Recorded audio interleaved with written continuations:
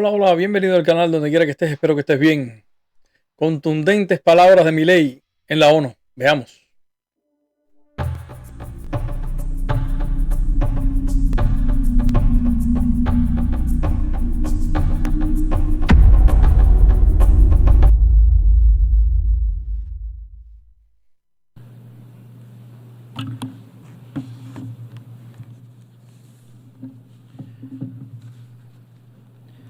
A las autoridades de las Naciones Unidas, los representantes de los distintos países que la integran y todos los ciudadanos del mundo que nos estén mirando, buenas tardes. Para aquellos que no lo saben, yo no soy político, soy un economista liberal libertario, que jamás tuvo la ambición de hacer política y que fue honrado con el cargo de presidente de la República Argentina frente al fracaso estrepitoso de más de un siglo de políticas colectivistas que destruyeron nuestro país.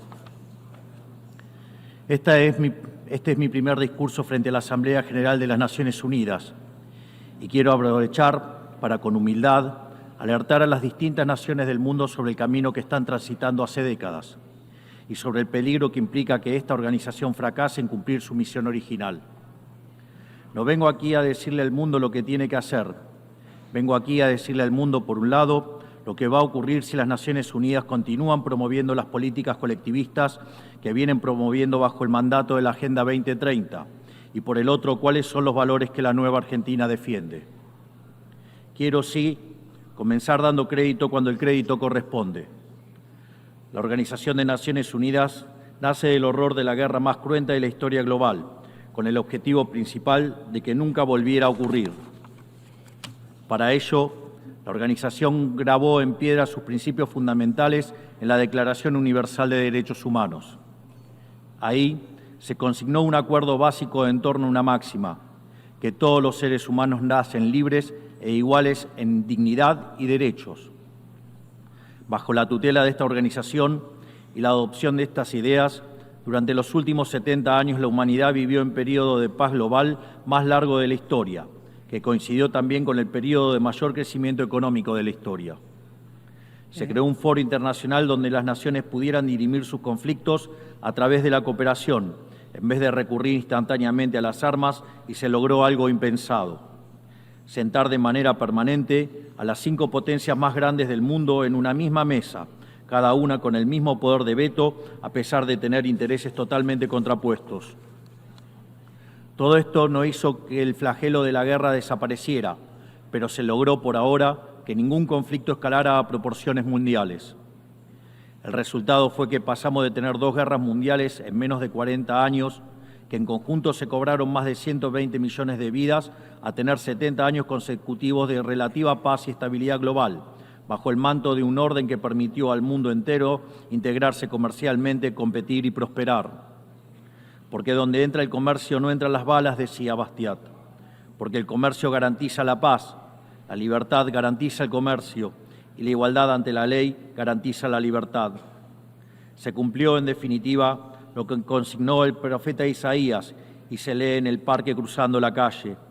Dios juzgará entre las naciones y arbitrará por los muchos pueblos. Forjarán sus espadas en rejas de arado y sus lanzas en podadoras. Nación no tomará espada contra nación, nunca más conocerán la guerra. Esto es lo que ha ocurrido mayormente bajo la tutela de las Naciones Unidas en sus primeras décadas. Y por eso, desde esta perspectiva, estamos hablando de un éxito destacable en la historia de las naciones que no puede ser soslayado. Ahora bien, en algún momento, y como suele ocurrir con la mayoría de las estructuras burocráticas que los hombres creamos, esta organización dejó de velar por los principios esbozados en su declaración fundante y comenzó a mutar. Una organización que había sido pensada esencialmente como un escudo para proteger el reino de los hombres, se transformó en un leviatán de múltiples tentáculos que pretende decidir no solo qué debe hacer cada Estado-nación, sino también cómo deben vivir todos los ciudadanos del mundo. Así es como pasamos de una organización que perseguía la paz a una organización que le impone una agenda ideológica a sus miembros sobre un sinfín de temas que hacen a la vida del hombre en sociedad. El modelo de Naciones Unidas, que había sido exitoso, cuyo origen podemos rastrear en las ideas del presidente Wilson que hablaba de la sociedad de paz sin victoria y que se fundaba en la cooperación de los Estados-nación, ha sido abandonado. Ha sido reemplazado por un modelo de gobierno supranacional de burócratas internacionales que pretenden imponerle a los ciudadanos del mundo un modo de vida determinado. Lo que se está discutiendo esta semana aquí en Nueva York, en la Cumbre del Futuro, no es otra cosa que la profundización de ese rumbo trágico que esta institución ha adoptado. La profundización de un modelo que, en palabras del propio secretario de las Naciones Unidas, exige definir un nuevo contrato social a escala global, redoblando los compromisos de la Agenda 2030. Quiero ser claro en la posición de la Agenda Argentina. La Agenda 2030, aunque bien intencionada en sus metas, no es otra cosa que un programa de gobierno supranacional de corte socialista, que pretende resolver los problemas de la modernidad con soluciones que atentan contra la soberanía de los Estados-nación y violentan el derecho a la vida, a la libertad y a la propiedad de las personas. Quiero hacer un par rápido. Hace unos días estuvo una representante de la ONU en Cuba y se reunió con el dictador de Cuba, Miguel Díaz-Canel, afirmando que Cuba todavía era una potencia médica. Sabemos todos que eso no es real. La ONU es cómplice de eso también. Creo que de eso está hablando Javier Milei y muchas personas piensan como él. Yo pienso como él. Y de verdad que la ONU se ha convertido técnicamente en un nido de ratas socialistas. Es una agenda que pretende solucionar la pobreza, la desigualdad y la discriminación con legislación que lo único que hace es profundizarla. Porque la historia del mundo demuestra que la única manera de garantizar la prosperidad es limitando el poder del monarca, garantizando la igualdad ante la ley y defendiendo el derecho a la vida, a la libertad y a la propiedad de los individuos. Ejemplo, Cuba, donde técnicamente el primer ministro, que es el monarca de Cuba, y Canel, que es el designado por el general, el último de los moicanos, toman decisiones, que comen, que beben, cuándo comen, cuándo tienen luz, cuándo no tienen luz. A eso se refiere Milei. Ha sido precisamente la adopción de esa agenda que obedece a intereses privilegiados y el abandono de los principios esbozados en la Declaración Universal de Derechos Humanos de las Naciones Unidas lo que tergiversó el rol de esta institución y la puso en una senda equivocada. Así, hemos visto cómo una organización que nació para defender los derechos del hombre ha sido una de las principales propulsoras de la violación sistemática de la libertad, como por ejemplo con las cuarentenas a nivel global durante el año 2020 y que debería ser considerado un delito de lesa humanidad. En esta misma casa, que dice defender los derechos humanos, han permitido el ingreso al Consejo de Derechos Humanos a dictaduras sangrientas como la de Cuba y Venezuela sin el más mínimo reproche. Y no es que tengan reproche, es que las apoyan. La ONU apoya a esas dictaduras. En muchísimos casos, incluso le dan hasta ayuda financiera para planes que nunca cumplen. En esta misma casa, que dice defender los derechos de las mujeres, permite el ingreso al Comité para la Eliminación de la Discriminación contra la Mujer a países que castigan a sus mujeres por mostrar la piel. Ahí está hablando ya de las culturas árabes. Más de un caso se ha dado que el último fue de una joven que tenía el burqa, no sé cómo se llama, el trapo ese fuera y simplemente la mataron. En esta misma casa, sistemáticamente se ha votado en contra del Estado de Israel, que es el único país de Medio Oriente que defiende la democracia liberal, mientras se ha demostrado en simultáneo una incapacidad total de responder al flagelo del terrorismo. Estoy totalmente de acuerdo y ahí es donde cae el tema pro-Palestina y las dictaduras sobre todo apoyando, incluso desde aquí, desde Estados Unidos, se apoya el movimiento pro-Palestina creando desestabilización en la sociedad. Simplemente Palestina, si lo mezclas con Hamas, que es la causa por la cual Israel está en guerra ahora con Palestina y con otros grupos terroristas financiados por Irán. En el plano económico, se han promovido políticas colectivistas que atentan contra el crecimiento económico, violentan los derechos de propiedad y entorpecen el proceso económico natural, llegando a impedirle a los países más postergados del mundo gozar libremente de sus propios recursos para salir adelante. regulaciones y prohibiciones impulsadas precisamente por los países que se desarrollaron gracias a hacer lo mismo que hoy condenan. Se ha promovido además una relación tóxica entre las políticas de gobernanza global y los organismos de crédito internacional, exigiéndole a los países más relegados que comprometan recursos que no tienen en programas que no necesitan, convirtiéndolo en deudores perpetuos para promover la agenda de las élites globales. Tampoco ha ayudado el tutelaje del Foro Económico Mundial, donde se promueven políticas ridículas con anteojeras maltusianas, como las políticas de emisión cero, que dañan sobre todo a los países pobres, a las políticas vinculadas a los derechos sexuales y reproductivos, cuando la tasa de natalidad de los países occidentales se está desplomando, anunciando un futuro sombrío para todos. Tampoco la organización ha cumplido satisfactoriamente su misión de defender la soberanía territorial de sus integrantes, como sabemos los argentinos de primera mano en la relación con las Islas Malvinas. Mucha gente piensa como Milei, mucha gente no, sobre todo los izquierdosos, los de la izquierda, no piensan como Milei, pero mucha gente piensa como Milei y es muy bueno que esto haya pasado porque mucha gente lo piensa, pero no han tenido el valor de decirlo así tan claramente. Y llegamos incluso a una situación en la que el Consejo de Seguridad, que es el órgano más importante de esta casa, se ha desnaturalizado, porque el veto de sus integrantes permanentes se empezó a utilizar en defensa de los intereses particulares de algunos. Así estamos hoy, con una organización impotente en brindar soluciones a los verdaderos conflictos globales, como ha sido la aberración y aberrante invasión rusa a Ucrania, que ya le ha costado la vida a más de 300.000 personas, dejando un tendal de más de 1 millón de heridos en el proceso. Una organización que en vez de enfrentar estos conflictos invierte tiempo y esfuerzo en imponerle a los países pobres qué, cómo y deben producir, con quién vincularse, qué deben comer y en qué creer, como pretende dictar el presente pacto del futuro. Toda esta larga lista de errores y contradicciones no ha sido gratuita, sino que ha redundado en la pérdida de credibilidad de las Naciones Unidas ante los ciudadanos del mundo libre y en la desnaturalización de sus funciones.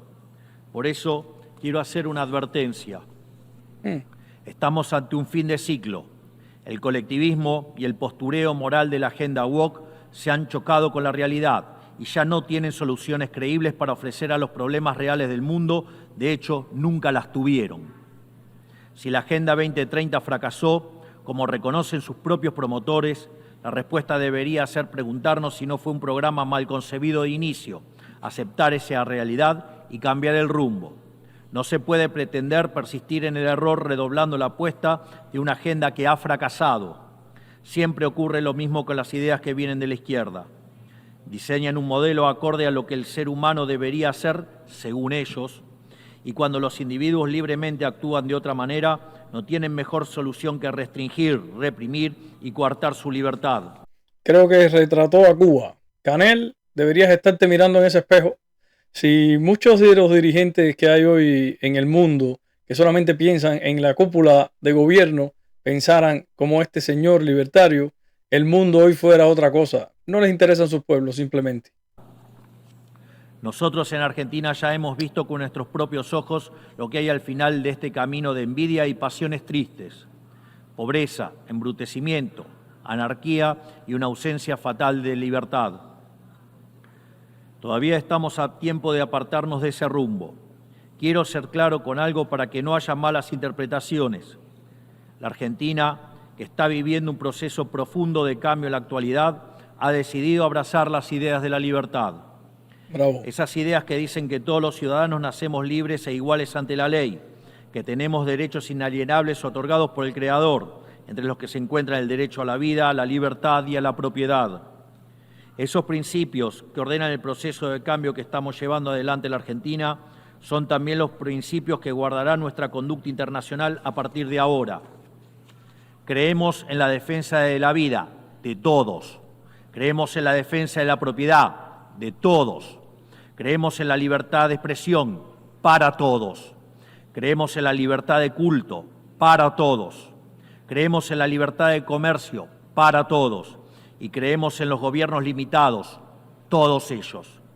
Y como en estos tiempos lo que sucede en un país impacta rápidamente en otros, creemos que todos los pueblos deben vivir libres de la tiranía y la opresión, ya sea que tome forma de opresión política, de esclavitud económica o de fanatismo religioso. Esa idea fundamental no debe quedarse en meras palabras, tiene que ser apoyada en los hechos, diplomáticamente, económicamente y materialmente, a través de la fuerza conjunta de todos los países que defendemos la libertad. Esta doctrina de la nueva Argentina no es más ni menos que la verdadera esencia de la Organización de las Naciones Unidas, es decir, la cooperación de Naciones Unidas en defensa de la libertad. Si las Naciones Unidas deciden retomar los principios que le dieron vida y volver a adaptar el rol para la que fue concebida, cuente con el apoyo inclaudicable de la Argentina en la lucha por la libertad. Sepa también que la Argentina no acompañará ninguna política que implique la restricción de las libertades individuales, del comercio ni la violación de los derechos naturales de los individuos. No importa quién la promueva ni cuánto consenso tenga esa institución. Por esta razón, queremos expresar oficialmente nuestro disenso sobre el Pacto del Futuro firmado el día domingo e invitamos a todas las naciones del mundo libre a que nos acompañen, no solo en el disenso de este pacto, sino en la creación de una nueva agenda para esta noble institución, la agenda de la libertad. Me erizo.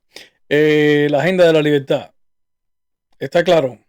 Hay que técnicamente quitarse de la mente todo ese, como dice, el colectivismo y todo eso. Al final es socialismo y socialismo es miseria. Estoy totalmente de acuerdo. La libertad es lo único que te traerá prosperidad. ¿Ok?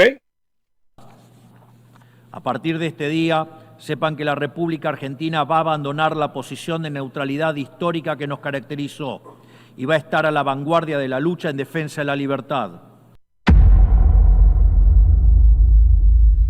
Impresionante. ¿Qué tú crees? ¿Estás de acuerdo con Milei? ¿No estás de acuerdo? ¿Por qué? Pero bueno, como dice Javier Milei, es la libertad. Cada cual puede pensar como quiera. El único problema es que hay que pensar con sentido común. ¿Qué es lo mejor para ti? No eres un dictador. Te haces un dictador. Nada, que viva la libertad. Viva Javier Milei.